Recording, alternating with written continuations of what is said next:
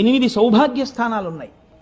ఆ 8 సౌభాగ్య స్థానాల్ని పొరపాటున కూడా కాలుతో తొక్కడం కానీ, కాలు తగలడం కానీ, నోటితో నింద చేయడం కానీ, విమర్శించడం కానీ, తక్కువ చేసి మాట్లాడడం కానీ చేస్తే అటువంటి వారు ఉత్తర జన్మల యందు అమ్మవారి యొక్క అనుగ్రహాన్ని కోల్పోతారు.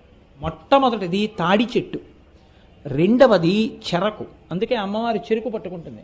చెరుకు ముక్కలు తీసుకొచ్చి అమ్మవారికి పెట్టినా వినాయకుడికి పెట్టినా పరమ ప్రీతి. కాబట్టి చెరుకుగడ, తాడి చెట్టు, రూపుమారిన పాలు అంటే జున్ను కానీ పెరుగు కానీ. నాలుగవది ఉప్పు. ఉప్పుని ఎన్నడూ నింద చేయడం కానీ ఉప్పుని తిట్టడం కానీ చేయకూడదు. నాలుగవది ఉప్పు. ఐదవది అనుములు.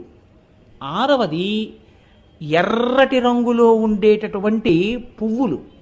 ఇంకొక 2 స్థానాలు కూడా ఉన్నాయి. జీలకర్ర. 8వది ధనియాలు.